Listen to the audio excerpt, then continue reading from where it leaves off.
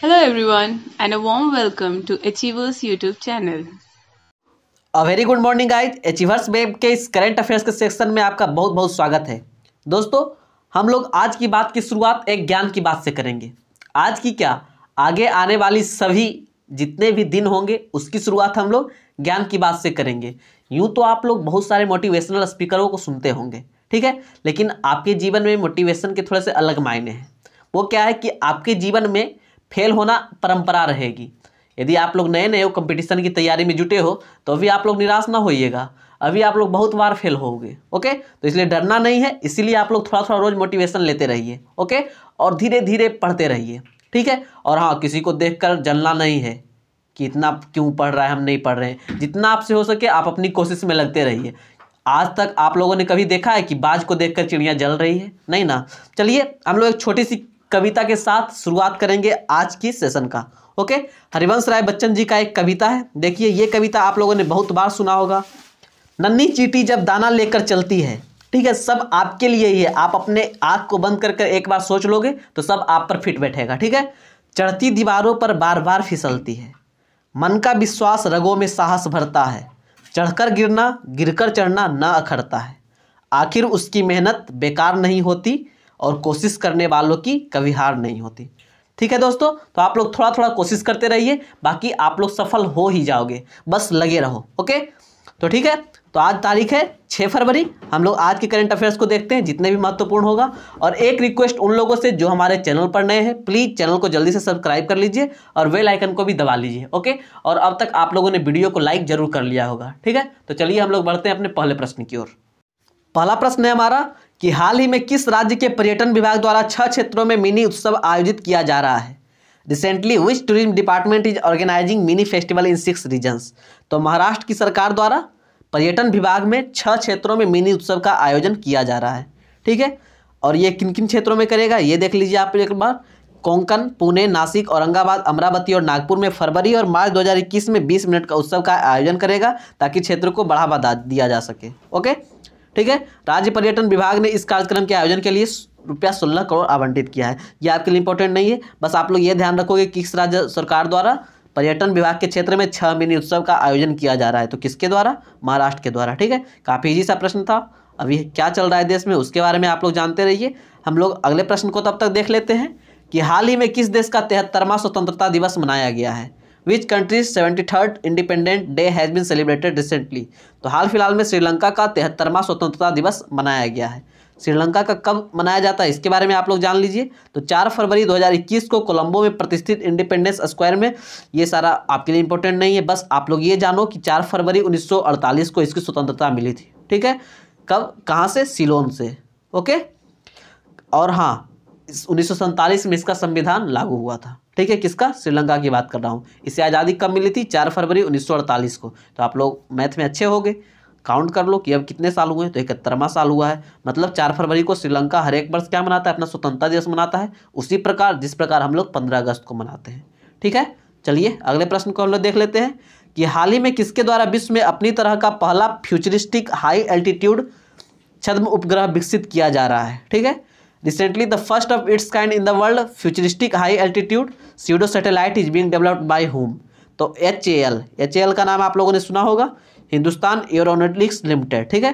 तो Hindustan aeronautics limited ने घोषणा की है कि वह जल्द ही अपनी पहली तरह का, विश्व में पहली तरह का फ्यूचरिस्टिक हाई एल्टीट्यूड छद्म उपग्रह विकसित कर रहा है, ठीक है। यह उपग्रह जो होगा ऊर्जा से भरपूर होगा, ओके, और 2-3 महीने के लिए 70,000 फीट के आसपास मानव रहित उड़ान भरेगा और जानकारी लेगा, ठीक है। देखिए, अभी हाल फिलहाल में आप लोगों ने गौर किया होगा कि या फिर वो डिफेंस के क्षेत्र में हो या फिर वो स्पेस टेक्नोलॉजी के क्षेत्र में हो, हाल मतलब हिंदुस्तान एरोनॉटिक्स लिमिटेड ने बहुत ज़्यादा अपना बढ़ाया है हिस्सेदारी को, ठीक है। मतलब सरकार इस पर काफ़ी ट्रस्ट कर रही है, ये बढ़िया सामान बनाकर भी देती है। अभी आप लोगों ने सुना होगा कि तेजस के निर्माण की इसको जिम्मेदारी सौंपी गई है। तो ये सारा कार्य हो रहा है और कौन भी कर रहा है? ये HAL विकसित कर रहा है, ठीक है, HAL। तो इसके बारे में आप लोग पूरे बढ़िया तरीके से जानते रहिएगा। इसके मालिक कौन है ये आप लोग कमेंट करके हमें जवाब दोगे, ठीक है, मतलब CEO। ओके, चलिए अगले प्रश्न को हम लोग देख लेते हैं कि दिल्ली के मुख्यमंत्री के द्वारा हाल ही में शुरू किए गए स्विच दिल्ली अभियान किस चीज़ को बढ़ावा देगा? तो स्विच दिल्ली अभियान संबंधित है इलेक्ट्रिक वाहन से।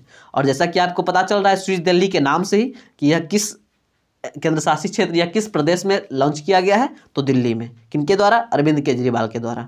ठीक है, की पॉइंट्स इसका कुछ देख लीजिए आप लोग कि इलेक्ट्रिक वाहनों के उपयोग को बढ़ावा देने के लिए मुख्यमंत्री अरविंद केजरीवाल ने 4 फरवरी को स्विच दिल्ली अभियान शुरू किया है। ठीक है, इसका उद्देश्य दिल्ली के प्रत्येक व्यक्ति को प्रदूषण फैलाने वाले वाहनों से शून्य उत्सर्जन वाले वाहनों पर स्विच करने के लिए सूचित, प्रोत्साहित और प्रेरित करना है। ओके, आप लोग देख रहे होगे, जान रहे होगे, सुन रहे होगे न्यूज़ के माध्यम से कि दिल्ली की सरकार बहुत कोशिश कर रही है कि हम लोग पॉल्यूशन को कंट्रोल कर लें, लेकिन अफसोस कुछ हो पा रहा है, कुछ नहीं भी हो पा रहा है। ठीक है, और दिल्ली सरकार द्वारा बहुत सारे अथक प्रयास किए जा रहे हैं, केजरीवाल सरकार द्वारा। खासकर आपको याद होगा ऑड इवन फार्मूला, ये सारा काफ़ी हिट रहा था, है ना, आपको याद? तो इसी कड़ी में एक स्विच दिल्ली लॉन्च किया गया है कैंपेन। ओके, चलिए अगले प्रश्न को हम लोग देख लेते हैं कि हाल ही में किस भारतीय अमेरिकी डॉक्टर को होमलैंड सुरक्षा विभाग में मुख्य चिकित्सा अधिकारी के रूप में नियुक्त किया है? अभी आप लोग देख रहे होंगे कि पूरे देश विदेश में छाए हुए हैं भारतीय, या फिर वो भारतीय हो या फिर भारतीय मूल के हो, फर्क नहीं पड़ता। ओके, तो डॉक्टर प्रीतेश गांधी अभी हाल फिलहाल में भारतीय अमेरिकी डॉक्टर हैं जिनको होमलैंड सुरक्षा विभाग के में मुख्य चिकित्सा अधिकारी के रूप में नियुक्त किया गया है। ठीक है, ये हैं हमारे doctor Pritesh Gandhi. Okay, Indian origin है। ठीक है, अगले प्रश्न को हम लोग देख लेते हैं कि किस देश में विश्व की सबसे लंबी स्विंग राइड खुली है? स्विंग राइड का मतलब विश्व का सबसे ऊंचा, सबसे लंबा झूला है। कहाँ? यूएई, दुबई में। देखिए, दुबई या यूएई हो, इसका अलग ही कॉन्सेप्ट है। इसके पास क्या है? 2 ही चीज़ है, एक तो पेट्रोलियम है। दुबई के बारे में कुछ बातें आप लोग जानते चलिए कि एक तो इसके पास पेट्रोलियम है और दूसरा इसके पास टूरिज्म है। ये ऐसा चीज़ बना रहा है यूएई कि या तो वो विश्व में प्रथम हो, ऐसा नहीं कि वो कहीं और से कॉपी कर रहा है, नहीं, ऐसा चीज़ ये बना रहा है कि वो विश्व में प्रथम हो ताकि उसको देखने के लिए लोग आए। ओके, और बाकी इसके पास पेट्रोलियम तो है ही। जैसे आप लोगों ने बुर्ज खलीफा का नाम जरूर सुना होगा, वो कहाँ है? दुबई में। और अभी हाल फिलहाल में लंबी स्विंग राइड खुली है, मतलब एक ऊंची स्विंग राइड खुली है, बहुत ऊंचा वाला झुलुआ है। ठीक है, आप लोग देख सकते हैं, झूला उसको आप बोलते हैं। ठीक है, और ये कहाँ बसाया गया है? तो बॉलीवुड पार्क में। और ये नहीं समझ लीजिएगा कि बॉलीवुड पार्क इंडिया में है, ये बॉलीवुड पार्क जो है बॉलीवुड स्क्वायर के नाम से खुली है और ये कहाँ है? यूएई में है। कहाँ? दुबई में। और ये जो है गीजा के महान पिरामिड है ना, इससे 10 फीट छोटा है। ओके, इसकी ऊंचाई कितनी है ये आपके लिए इंपॉर्टेंट नहीं है। ओके, और बाकी और सारी बातें आपको नहीं जानना है, बस आपको जानना है कि कहाँ खुली है, तो यूएई में। ओके, चलिए अगले प्रश्न को हम लोग देख लेते हैं कि हाल ही में किसे भारतीय वायुसेना के दक्षिणी वायु कमान के air officer commanding in chief नियुक्त किया गया है? Recently who has been appointed air officer commanding in chief of southern air command of Indian air force? तो हाल फिलहाल में मानवेंद्र सिंह को, किन्हें? मानवेंद्र सिंह को भारतीय वायुसेना के दक्षिणी वायु कमान के air officer commanding in chief के रूप में नियुक्त किया गया है। ठीक है, अब इनके बारे में जानिए कि मानवेंद्र सिंह कौन है। ये देख लीजिए, ये हमारे हैं मानवेंद्र सिंह। इन्होंने एयर मार्शल अमित तिवारी से पदभार संभाला। इसके मतलब मानवेंद्र सिंह से पहले कार्यभार पर कौन थे? अमित तिवारी। ओके, चलिए, और ज़्यादा कुछ इसके बारे में है नहीं जानना, हम लोग अगले पुरस्कार की ओर चलेंगे। हाल ही में किसे जायद पुरस्कार से सम्मानित किया गया है? Who has recently been honoured with Zayed award? तो एंटोनियो गुटेरेस। एंटोनियो गुटेरेस, इन्हें हाल फिलहाल में जायद पुरस्कार से सम्मानित किया गया है। एंटोनियो गुटेरेस कौन है? तो संयुक्त राष्ट्र के महासचिव हैं। ठीक है, और फ्रांसीसी मोरक्को के कार्यकर्ता लतीफ़ा इबन जियातेन 2021 जायद अवार्ड फॉर ह्यूमन फर्टिलिटी के सह प्राप्त करता है। मतलब कि संयुक्त राष्ट्र के महासचिव जो है एंटोनियो गुटेरेस, इनके साथ साथ लतीफ़ा इबन जियातेन को भी जायद पुरस्कार से सम्मानित किया गया है। ओके, और शायद किसी इंडियन को भी जायद पुरस्कार से सम्मानित किया गया था, शायद नरेंद्र मोदी को ही पिछले साल। ओके, आप लोग ध्यान कर लीजिएगा एक बार। ठीक है, चलिए अगले प्रश्न को हम लोग देख लेते हैं कि हाल ही में किसे वायुसेना मुख्यालय में महानिदेशक के रूप में नियुक्त किया गया है? Recently who has been appointed a director general at air force headquarter? मतलब कि वायुसेना मुख्यालय के महानिदेशक या वायुसेना के डायरेक्टर जनरल कौन बने हैं? तो हाल फिलहाल में जीएस बेदी, ये देखिए जीएस बेदी साहब, इन्हें वायुसेना मुख्यालय में महानिदेशक के रूप में नियुक्त किया गया है। ओके, चलिए अगले प्रश्न को हम लोग देख लेते हैं। ब्रांड मूल्यांकन के बारे में बताने वाली कंपनी डफ एंड फेलप्स की ओर से जारी ताज़ा रैंकिंग में किसको भारत के सबसे बड़े सेलिब्रिटी की लिस्ट में प्रथम स्थान प्राप्त हुआ है? तो ये विराट कोहली साहब लगातार 4 साल से टॉप पर बने हुए हैं। ठीक है, लगातार 4 साल से टॉप पर हैं। कौन? विराट कोहली साहब। ये जो लिस्ट है ये कौन जारी करती है? तो डफ एंड फेलप्स जारी करती है। ठीक है, कौन? डफ एंड फिलिप्स। और इसमें इंडिया में टॉप पर कौन है? विराट कोहली। ओके, आप लोग ध्यान रखिएगा। और ज़्यादा लोगों के बारे में आपको जानना नहीं है कि सेकेंड पर कौन है, थर्ड पर कौन है, ठीक है। वो बस जानकारी के लिए अच्छी लगेगी, आपके एग्जाम के लिए नहीं, ठीक। चलिए अगले प्रश्न को हम लोग देख लेते हैं कि हाल ही में किस प्रसिद्ध इतिहासकार का 81 वर्ष की उम्र में निधन हो गया है? Which famous historian has recently died at the age of 81? तो हाल फिलहाल में द्विजेंद्र नारायण झा, इन्हें शॉर्ट में डीएन झा के नाम से भी जाना जाता था। ये देखिए हमारे द्विजेंद्र नारायण झा जी थे, जो अभी हम लोगों को छोड़कर चल बसे हैं, ठीक है। ये प्रसिद्ध इतिहासकार थे। ये दिल्ली यूनिवर्सिटी में इतिहास विभाग में चेयरमैन रहे, ठीक है। प्राचीन इतिहास और मध्यकालीन भारत पर इन्हें विशेषज्ञता हासिल थी। आप लोग जो रटते रहते हैं ना, एंशिएंट इंडिया, मिडिएवल इंडिया, उसमें इनको महारत हासिल थी। ओके, ये हिस्टोरियन थे। नाम आप लोग ध्यान रखिएगा, द्विजेंद्र नारायण झा। ओके, अगले प्रश्न को हम लोग देख लेते हैं कि आरबीआई ने 5 फरवरी 2021 को मौद्रिक नीति समिति एमपीसी की द्विमासिक बैठक में रेपो रेट कितने % बरकरार रखा है? तो रेपो रेट जो है 4% पर कांस्टेंट रखा है। मौद्रिक नीति समिति के जितने भी मेंबर थे, सब मिलकर इन्होंने विचार रखा अपना कि जितना हम पहले बताए थे उतना ही हम लोग कांस्टेंट रखते हैं अपने रेपो रेट को। तो 4% पहले भी इन लोगों ने बताया था और इसी के कांस्टेंटली रखा है, ठीक है। और जो रिवर्स रेपो रेट था वो भी कांस्टेंट है, और आपको बताना है कि रिवर्स रेपो रेट अभी कितना है। ओके, किसके द्वारा जारी किया गया है? आरबीआई के द्वारा।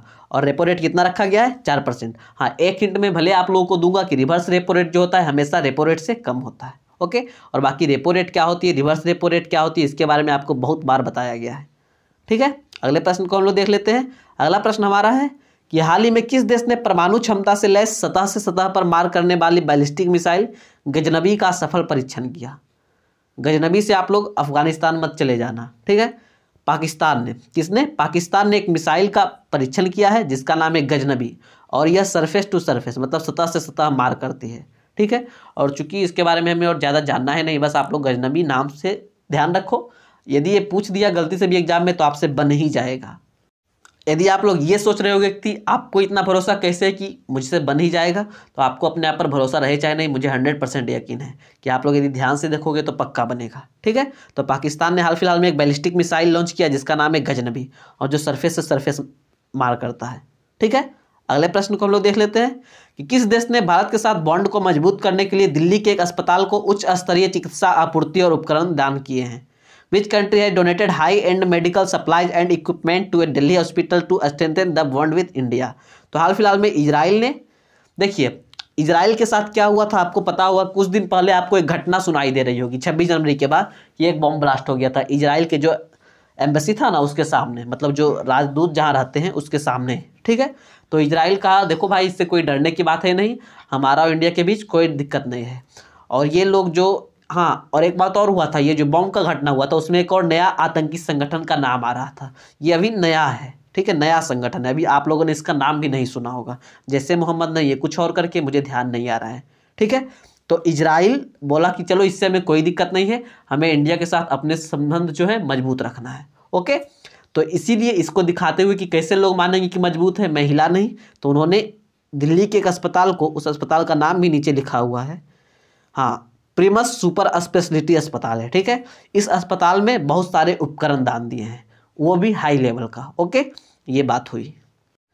आई होप कि आपको इजराइल वाला इशू समझ आया होगा। अब हम लोग अगले प्रश्न को देख लेते हैं कि असम के पहले हेलीपोर्ट का उद्घाटन किस जिले में हुआ है? तो असम के माजुली जिले में। कहाँ? असम के माजुली जिले में पहले हेलीपोर्ट का उद्घाटन हुआ है। नॉर्थ ईस्ट में यदि कोई भी काम पहली बार होता है तो आप लोगों के लिए बहुत ही महत्वपूर्ण है, आप लोग उसे ध्यान रखते चलोगे, ठीक है। हम लोग इसके बारे में कुछ बात जानते हैं कि इसका उद्घाटन कौन किया है। तो इसका उद्घाटन असम के मुख्यमंत्री सर्बानंद सोनोवाल ने किया है, ठीक है। हेलीपोर्ट में 3 हेलीकॉप्टरों की एक साथ लैंडिंग की सुविधा है, और असम के सीएम ने कहा कि हेलीपोर्ट बनाने का उद्देश्य माजुली में पर्यटन को बढ़ावा देना है। और बाकी माजुली के बारे में तो आपको पता ही होगा कि माजुली जो है दुनिया का सबसे बड़ा नदी द्वीप है, और यह एक ऐसा पहला द्वीप भी है जिसे भारत में एक जिला बनाया गया है। ओके, और माजुली जो द्वीप है यह ब्रह्मपुत्र नदी में स्थित है, और यह जो है गुवाहाटी के बारे में आप लोगों ने काफ़ी सुना होगा, इसके पूर्व में स्थित है। ओके, और यह दुनिया का सबसे पुराना और सबसे बड़ा आबाद द्वीप माना जाता है। कौन? माजुली। ओके, इतनी सारी बातें हो गई असम के माजुली के बारे में। अब अगले प्रश्न को हम लोग देख लेते हैं। अगला प्रश्न हमारा है कि कौन सा राज्य केंद्र शासित क्षेत्र कोरोना फ्री होने वाला पहला क्षेत्र बन गया है। विच स्टेट या union territory has become the first region to become corona free. तो अभी हाल फिलहाल में अंडमान एंड निकोबार द्वीप समूह कोरोना फ्री होने वाला पहला क्षेत्र बन गया है। कुछ 4 रोगी और थे इसके जो अभी हाल फिलहाल में ठीक हो गए हैं और हमारे स्वास्थ्य मंत्रालय द्वारा बताया गया है कि भाई अब अंडमान निकोबार में एक भी व्यक्ति जो है कोरोना पीड़ित नहीं है। ठीक है, तो अंडमान एंड निकोबार का कैपिटल के बारे में आप लोगों को तो पता ही होगा कि इसका कैपिटल कहाँ है, पोर्ट ब्लेयर है। और अंडमान एंड निकोबार के लेफ्टिनेंट गवर्नर अभी कौन है, एडमिरल DK जोशी। ठीक है, कौन है, एडमिरल DK जोशी। और हाँ, अभी हाल फिलहाल में मैंने आप लोगों को एक और न्यूज़ बताया था, मैंने नहीं जिन्होंने भी बताया था कि उत्तर प्रदेश का कोई एक जिला है जो कोरोना फ्री हो गया है। तो आप लोगों को क्या करना है, उस जिला का नाम कमेंट करके बताना है कि कौन सा जिला था वो। ठीक है, 2-3 क्वेश्चन आज के हो चुके हैं। अब हम लोग देखते हैं question of the last day, वैसा क्वेश्चन जिससे आपको कल पूछा गया था और आप में से बहुत सारे लोगों ने उनका सही जवाब भी दिया था, लेकिन बहुत कम लोगों ने जवाब दिया था और जो भी जवाब दिए वो परफेक्ट दिए, ये सही बात है। ठीक है, तो question of the last day को देखिए कि फेसबुक इंक ने किसको अपना पहला मुख्य अनुपालन अधिकारी नियुक्त किया है। मुख्य अनुपालन अधिकारी का मतलब होता है चीफ कंप्लायंस ऑफिसर, मतलब CCO। तो हाल फिलहाल में हेनरी मोनीज को फेसबुक के द्वारा CCO के रूप में नियुक्त किया गया है। ठीक है, बहुत सारे लोगों ने बहुत ही सही उत्तर दिया है। आप लोगों को हमेशा आपके एग्जाम्स के लिए ऑल द बेस्ट, हमेशा तैयार रहें, हमेशा पढ़ते रहें, हमेशा लड़ते रहें। ओके, धमाल मचा के आए आप लोग जिधर भी आएँ। ठीक है, और हाँ, आप लोग में से जो भी हमें सुन रहे प्लीज़ कमेंट किया करो यार। कमेंट करोगे, कुछ भी सर्च करके याद करके कमेंट करोगे तो आपको ही फायदा होगा। ठीक है, कमेंट कम से कम कर दिया करो। ओके, चलिए हम लोग देख लेते हैं क्वेश्चन ऑफ द डे के बारे में। वैसा क्वेश्चन जिसको आप लोग को जवाब देना है और मुझे पक्का विश्वास है आप में से बहुत सारे लोग जवाब नहीं दोगे। ठीक है, तो प्रश्न को हम लोग देख लेते हैं कि which Indian astronaut has been selected by NASA for moon mission 2024। जो मून मिशन है 2024 का नासा के द्वारा, तो उसमें से किस इंडियन एस्ट्रोनॉट का सिलेक्शन किया गया है। ये चारों आपके ऑप्शन है। अब देख लेते हैं कि आप में से कितने लोगों के कमेंट हमारे कमेंट बॉक्स में आते हैं। ठीक है, तो जल्दी जल्दी आप लोग कमेंट किया करो। अब उतना ठंड भी नहीं है, अब आप लोग जल्दी जल्दी सुबह जग भी जाते हो, तो प्लीज़ अपने सुबह के 15 या 20 मिनट हमें दिया करो और हमसे कुछ अच्छी जानकारी यदि आपको लगे तो उससे लिया करो। ठीक है, लेकिन कमेंट में ज़रूर दिया करो अपना जवाब, ताकि हम लोगों को लगे कि हाँ भाई हम लोग जो कुछ भी कर रहे हैं कुछ लोगों तक तो कम से कम जा रहा है। ओके, तो चलिए दोस्तों, अपना ख्याल रखिएगा, घर पर ही रहिएगा। जय हिंद, शिवम साइनिंग ऑफ।